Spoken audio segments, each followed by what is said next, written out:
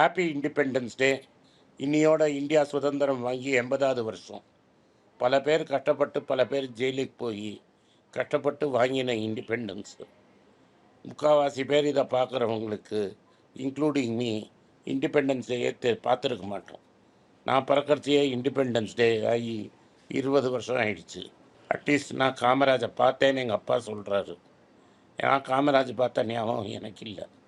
At least Abdul கலாமை பார்த்தேன், மன்மோகன் சிங்கை பார்த்தேன்னு நான் சொல்லலாம். உங்கள் தலைமுறையில் அது மாதிரி ஆட்களை பார்ப்பீங்களான்னு எனக்கு தெரியாது. இது மாதிரி ஆட்கள்லாம் கஷ்டப்பட்டு வாங்கின சுதந்திரமும் அதுக்கு மேலே பில்டு பண்ணதும் இதை கட்டி காத்து அடுத்த லெவலில் இந்தியாவுக்கு நீங்கள் எடுத்துன்னு போவீங்கன்னு நான் நம்புகிறேன். இந்த வீடியோவை பார்க்குறவங்க எல்லாருக்கும் என் சார்பாகவும் என் டீம் சார்பாகவும் சுதந்திர தின நல்வாழ்த்துக்கள். பள்ளிக்கரணை இஷ்யூ இது உடனே முடிகிற விஷயமும் கிடையாது. ஏற்கனவே அரசாங்கம் தான் வந்து அதுக்கு அப்ரூவல் கொடுத்தது. ஏற்கனவே வீடு கட்டியிருக்காங்க அப்படின்னா அந்த வீட்டெல்லாம் இடிக்க சொல்லுவாங்களா? சென்னை பெருநகர மாநகராட்சி போய் சீல் பண்ணும். அப்போ 2017க்கு முன்னாடி நடந்த கன்ஸ்ட்ரக்ஷனுக்கு விலக்களிக்கலாம் அப்படின்ற ஒரு விஷயம் வர்றதுக்கு வாய்ப்பு இருக்கா?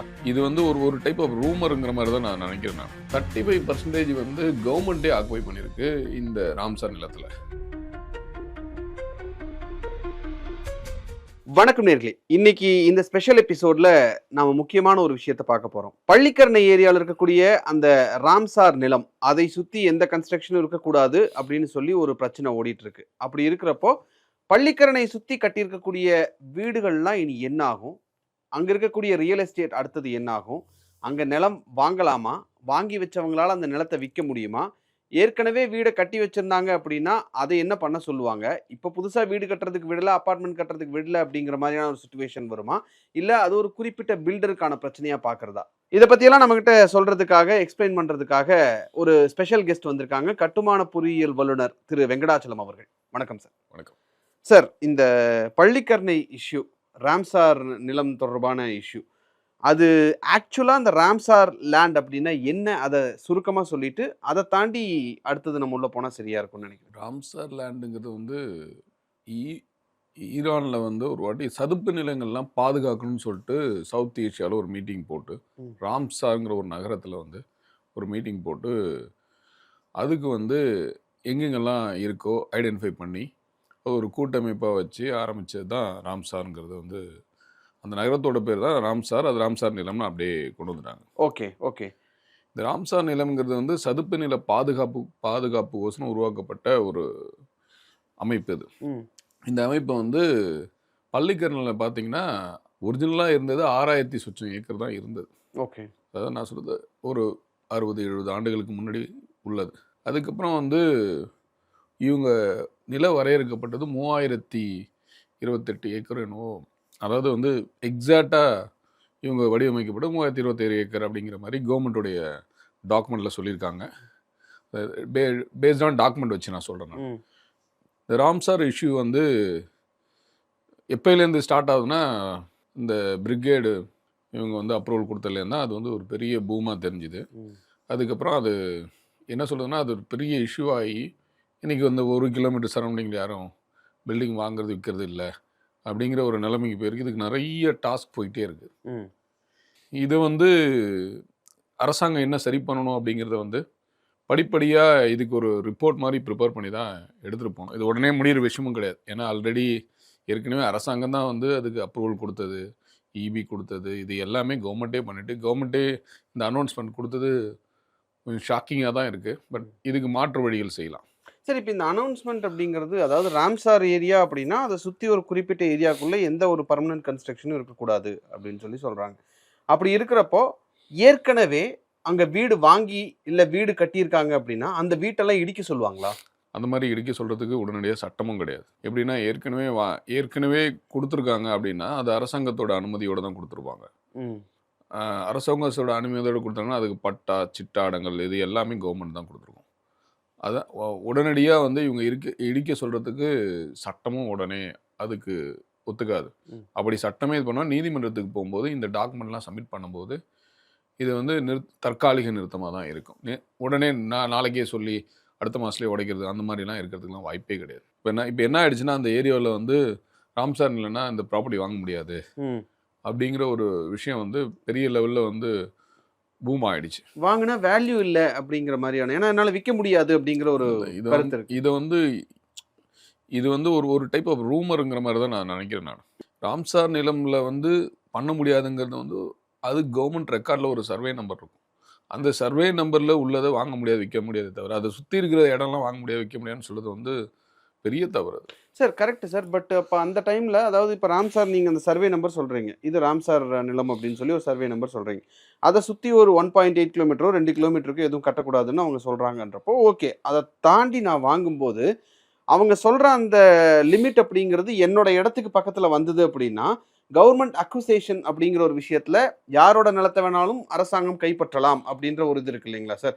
அந்த பேசிஸில் இவங்க நாளைக்கு ஏன் இடத்துலையும் வருவாங்களே. இப்போ ஒரு இடம் வாங்குறாங்க அப்படின்னா கார்னரில் வாங்க வேண்டாம், கார்னர் இடம் வேண்டாம் அப்படிம்பாங்க. அதுக்கு அவங்க சொல்கிற காரணம், ஒரு 2 ரோடு ஜாயின் ஆகிற இடத்துல அந்த ரோடை பெருசு பண்ணாங்கன்னா உங்கள் நிலம் வந்து அடி வாங்கும் அப்படிங்கிறதுனால அந்த கார்னர் நிலம் வேண்டாம் அப்படின்னு சொல்லுவாங்க.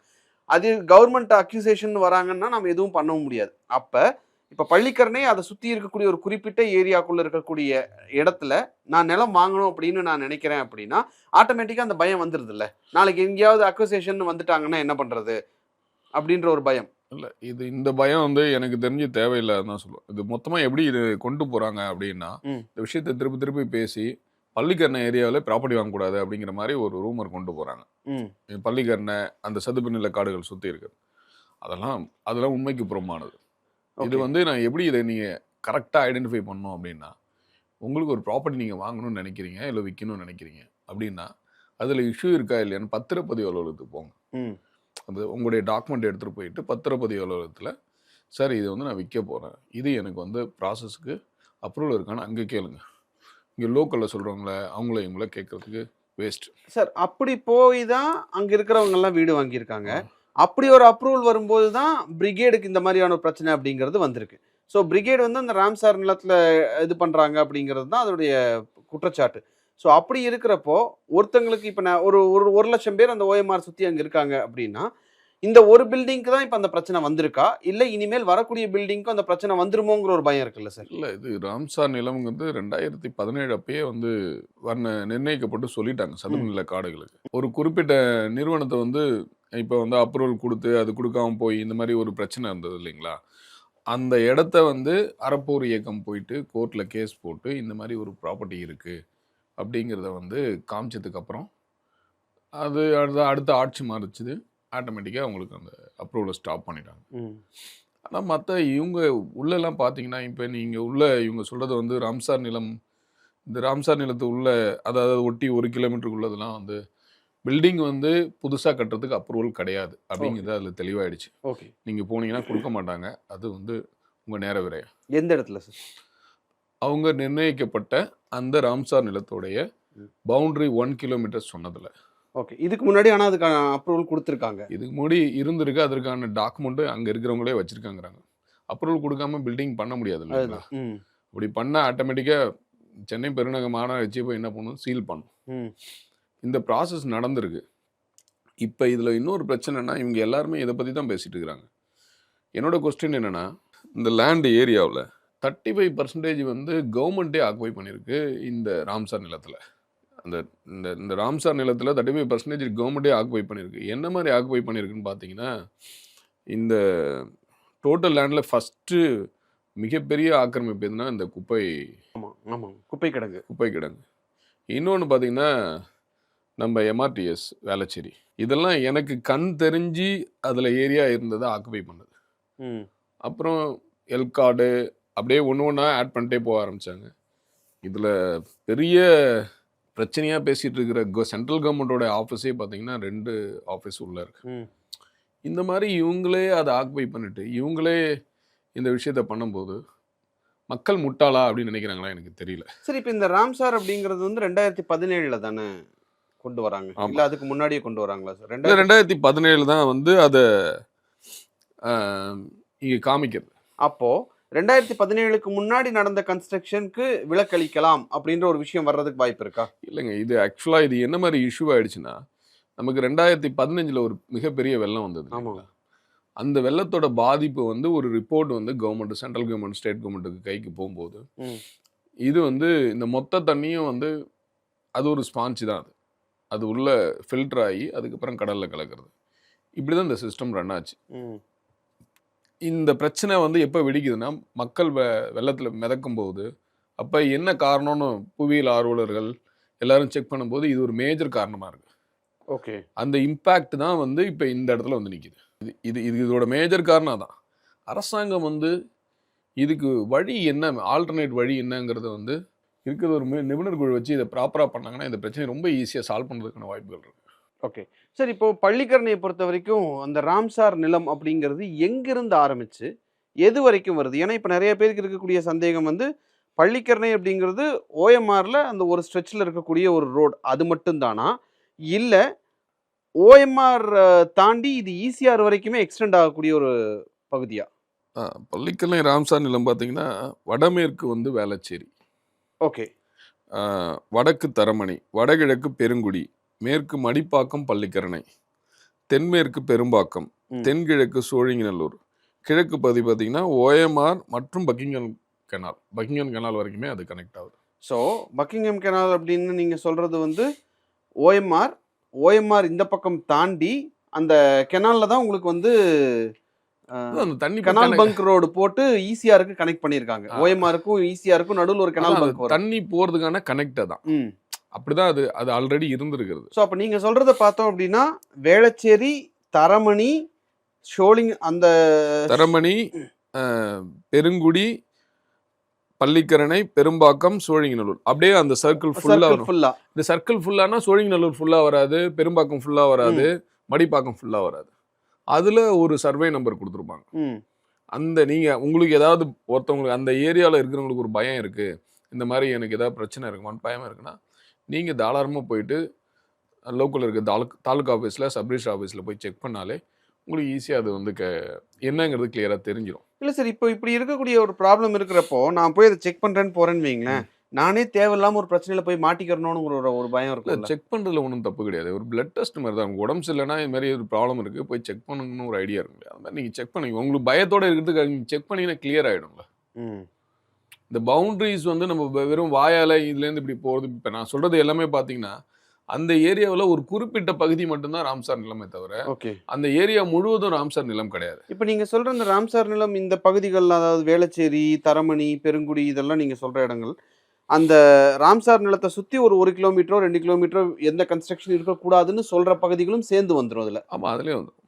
ஓகே, அது சேர்ந்து வரும். அப்போது அதில் வந்து ஏற்கனவே அதில் வீடு கட்டியிருக்காங்க அப்படின்னா அதை என்ன பண்ணுவாங்க? ஏன்னா இப்போ ரீசெண்டாக தான் அங்கே வந்து மெட்ரோ ட்ரெயினுக்கான இது போயிட்டுருக்கு, ஒர்க்கு போயிட்டுருக்கு, இன்னும் அந்த ஒர்க்கு முடிக்கலை.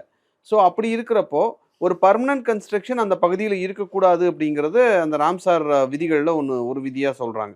அப்படி இருக்கிறப்ப அந்த இடத்துல மெட்ரோ வர்றது அப்படிங்கிறது சரியா இருக்குமா? இது நிறைய பேர் திருப்பி சொல்லிட்டே இருக்காரு. மெட்ரோங்கிறது வந்து கன்ஸ்ட்ரக்ஷன், பர்மனன்ட் கன்ஸ்ட்ரக்ஷன். ஏற்கனவே அங்கே ஒரு சாலை போட்டுருவாங்க, அது ஒரு நிரந்தர கன்ஸ்ட்ரக்ஷன். அதை யாரும் கேட்கறது கிடையாது. ஆமா, அதுக்கு டோல் வேற வாங்கிட்டு இருந்தாங்க. அப்போ சாலை இப்போ இல்லை, மெட்ரோ வந்ததுனால டோலை கட் பண்ணியிருக்காங்க. இல்லைன்னா இப்பவும் டோல் இல்லை. அதுவும் வந்து இப்போ வேல்முருகன் ஒரு எம்எல்ஏ வந்து இந்த லோக்கலில் டோல் வேணான்னு சொல்லி அப்போ சட்டப்பேரவையில் பேசி தான் அந்த இஷ்யூ வந்து சால்வ் ஆச்சு. ஆனால் இந்த சாலை போடுறதை பற்றி யாருமே பேச, மெட்ரோன்னு அதை மட்டும் சொன்ன சாலை எந்த கணக்கில் எடுத்துக்காது. ஒரு எக்ஸாம்பிள் சொன்னால் நீங்கள் காமாட்சி ஹாஸ்பிட்டல்லேருந்து அந்த பள்ளிக்கரணை பிரிட்ஜிலேருந்து சோழிங்கநல்லூர் போகிற ரோடு பார்த்தீங்கன்னா அது ஃபுல்லாக அவ்வளோ பெரிய ஆக்கிரமிப்பு. ஓகே, சாலை சொல்கிறேன். நீங்கள் அது ஆக்கிரமிப்பு கணக்கில் யாரும் எடுத்துக்கிறதே கிடையாது. ஏன்னா நீங்கள் அந்த வழியாக போகிறதால உங்களுக்கு அது தெரியல. பில்டிங் மட்டும்தான் எல்லாருடைய மைண்ட்லேயே இருக்குது. மெட்ரோங்கிறது வந்து சாலை மேலே போகிற அது ஒரு ஸ்ட்ரக்சராக தான் பார்க்குறாங்க. ஓகே, அதை வந்து அது மேலே போகிறதால அதை வந்து ஒரு பாயிண்டாக யாரும் கவர்மெண்ட் சைடு வந்து அது ஒரு பாயிண்டாக எடுக்கிறதுக்கான வாய்ப்புகள் இல்லை. இன்னொன்று வந்து மெட்ரோவுக்கு வந்து ரெஸ்ட்ரிக்ஷன்ஸ் வந்து கம்மி. ஓகே, ஒரு சாதாரண பில்டிங் கட்டுறதுக்கும் மெட்ரோவும் நம்ம கம்பேரே பண்ண முடியாது. Okay sir. அதில் நிறைய தளர்வுகள் இருக்குது. ஒரு பொது பில்டிங் கட்டுறதுக்கும் இந்த மாதிரி இப்போ நீங்கள் ரோடு போகிறதுக்கு நிறைய தளர்வுகள். நீங்கள் ரோடு போனால் திடீர்னு ஒரு இடத்துல ரோடு எக்ஸ்டெண்ட் பண்ணால் வீடை உடச்சிட்டு போயிட்டே இருப்பாங்க. ஆமாம், ஆல்ரெடி இஸ் டாக்குமெண்டட். ஓகே, இது என்ன பண்ணியிருக்கணும் அப்படின்னா ஆரம்பத்துலேயே அந்த ரோடு போகிறதுக்கு முன்னாடி அங்கே ஒரு பாலமாக போட்டிருக்கும். அதாவது நான் சொல்கிறது அந்த காமாட்சி ஹாஸ்பிட்டல்லேருந்து டுவர்ட்ஸ் ஓஎம்ஆர் அந்த ஸ்ட்ரெச் பள்ளிக்கரணை ஸ்ட்ரெச் ஃபுல்லாகவே. இங்கே என்ன பிரச்சனைனா நம்ம யாருமே வந்து இயற்கையோட ஒன்றி இருக்கிறதுக்கான அந்த ஒரு பதட்டமே இல்லை. இது எல்லாமே நம்ம எல்லாமே அந்த இயற்கையோட பேஸை யாரும் கிரியேட் பண்ணியே கொடுக்கல. நமக்கு ஒரு அழிவு ஏற்படும் போது தான் நமக்கு பதறோம். ஓகே சார், அப்போ நீங்கள் சொன்ன ஒரு பாயிண்ட் வந்து கரெக்டாக இருக்குது. ஏன்னா இப்போது காமாட்சி ஹாஸ்பிட்டல் அந்த ஸ்ட்ரெச்சில் இருந்து ஓஎம்ஆர் ஸ்ட்ரெச் வந்து ரோடுக்கு பதிலாக பிரிட்ஜாக இருந்திருந்தது அப்படின்னா இன்னைக்கு அந்த ஸ்ட்ரெச்சை ஈசிஆர் வரைக்கும் எக்ஸ்டெண்ட் பண்ணுறாங்க ஆக்சுவலாக. கரெக்ட். ஸோ அந்த பிரிட்ஜை எக்ஸ்டெண்ட் பண்ணியிருந்திருக்கலாம். இந்த ரோடு இப்போவுமே வந்து இடையில அந்த ஈசிஆரில் ஜாயின் பண்ணுறதுக்கு நடுவில் நிறைய வீடுகள்லாம் இருக்குது அப்படிங்கிறது, அந்த இடம் மட்டும் கொஞ்சம் கன்ஸ்ட்ரக்ஷன் ரொம்ப ஸ்லோவாக போகிற மாதிரி ஒரு ஃபீல் இருக்குது. ஸோ இதே பிரிட்ஜாக இருந்திருந்தது அப்படின்னா அந்த பிரிட்ஜை கம்ப்ளீட்டாக எக்ஸ்டெண்ட் பண்ணியிருந்திருப்பாங்க, இந்த ப்ராப்ளம் இல்லாமல் கூட இருந்திருக்குமா? ஆமாம், ப்ராப்ளம் இல்லாமல் இருந்திருக்கும். இன்னொன்று வந்து அதே மாதிரி அது மட்டும் கிடையாது. நீங்கள் இந்த பக்கம் பார்த்தீங்கன்னா பெரும்பாக்கம் அந்த குளோபல் ஹாஸ்பிட்டல் அங்கே போகிற ரோடு இருக்கு இல்லைங்களா, அதுலேருந்து கனெக்டட் டு சோழிங்கநல்லூர். ஆமாம், அந்த ரோடும் பார்த்தீங்கன்னா அதுக்கு முன்னாடி பெரிய ரோடெல்லாம் இல்லை, ஒரு நார்மல் ரோடாக தான் இருந்தது. பார்த்தீங்கன்னா பெரிய ரோடாகி அது மேலே தான் மெட்ரோ இருக்குது. நான் சொல்கிற ரோடு எல்லாத்தையும் எடுத்துருங்க. நம்முடைய மனிதர்களை பற்றி தான் பேசியிருக்கோம். 165 வகையான பறவைகள் வந்து அங்கே வாழ்ந்தது. அவ்வளோ பல்லுயிர் பெருக்கம் உள்ள ஒரு இடம். இன்னைக்கு போய் பார்த்தீங்கன்னா அந்த தண்ணி டோட்டலாக கண்டாமினேட்டட். இப்போ ஆல்மோஸ்ட் பார்த்தீங்கன்னா 56 வகையான பறவைகள் மட்டும்தான் அங்கே இருக்குது. இது ஒரு பெரிய பேரழிவாக நான் பார்க்குறேன். நான் இயற்கை வந்து எல்லாருக்கும் சமமாக கொடுக்கப்பட்ட ஒரு வரம். நம்ம மட்டும் மனிதர்கள் மட்டும் ஆக்கிரமிப்பு. அதனால் இந்த மாதிரி கான்ஷியஸில் இதெல்லாம் ரொம்ப ஜாக்கிரதையாக செக் பண்ணணும் அரசாங்கம் அப்படிங்கிறது தான் என்னுடைய கோரிக்கை. இந்த தப்பு பண்ணது யார்? இதுக்கு முந்தைய அரசாங்கம்.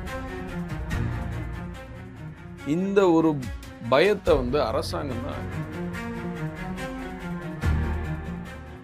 கடந்த முறை டிஎம்கே வந்தப்ப நாங்க இதை கரெக்ட் பண்ணிடுறோம் அப்படின்ற ஒரு விஷயத்த அவங்க சொன்னாங்க. இங்கே முட்டாளாக்கப்பட்டது மக்கள் தான் நான் நினைக்கிறேன். எல்லாருக்கும் வணக்கம். குழந்தைங்களுக்காக ஃபைனான்சியல் லிட்ரஸி மணி ஃபார் நத்திங்னு 2வது பார்ட்டு. அண்ட் இதில் வந்து செக் எழுதுறது எப்படி, டெபாசிட் ஸ்லிப் எழுதுறது எப்படி, பணம் எப்படி வந்தது, பார்ட்டர்லேருந்து டிமானிட்டைசேஷன் வரைக்கும் எல்லாத்தையும் கவர் பண்ணியிருக்கோம். உங்கள் குழந்தைங்க அப் டு ஏஜ் 10-12க்கு ரொம்ப யூஸ்ஃபுல்லாக இருக்கும். இந்த புக் இப்போதைக்கு ஒரு ஸ்பெஷல் ப்ரைஸில் 450 ரூபாய்க்கு கொடுக்குறோம். இதை யூஸ் பண்ணிக்கங்க. நன்றி, வணக்கம். moneypage.com வெப்சைட்டை சப்ஸ்கிரைப் பண்ணுங்கள். ஒரு வாரத்துக்கு 4 ப்ரீமியம் ஆர்டிக்கலும் ஃப்ரீ ஆர்டிகல்ஸ் ஒரு 10லேருந்து 15 நாங்கள் போடுறோம். இது சப்ஸ்கிரிப்ஷன் ஒரு மாதத்துக்கு 99 ரூபா தான். இங்கே சொல்கிற கான்செப்ட்ஸை கிரேட்டாக எக்ஸ்பேண்ட் பண்ணி போடுறோம். நீங்கள் படித்தீங்கன்னா உங்களுக்கு யூஸ்ஃபுல்லாக இருக்கும். நன்றி, வணக்கம். வணக்கம். குழந்தைங்களுக்காக ஒரு புஸ்தகம் லான்ச் பண்ணோம். அது ரொம்ப சக்ஸஸ்ஃபுல்லாக இருக்குது. யாருக்கெல்லாம் அந்த புஸ்தகம் போகணுமோ எங்கள் டீமுக்கு கான்டாக்ட் பண்ணுங்கள். கீழே இருக்கிற நம்பர்லேயும் வெப்சைட்லேயும் கான்டாக்ட் பண்ணிங்கன்னா உங்களுக்கு அந்த புஸ்தகத்தை நீங்கள் வாங்கிக்கலாம். மற்ற எங்கள் புஸ்தகமும் அவைலபிள். எங்கள் வெப்சைட் மூலமாகவும் வாங்கலாம். கீழே இருக்கிற வாட்ஸ்அப் நம்பர்லேயும் மெசேஜ் அனுப்பலாம். நன்றி, வணக்கம்.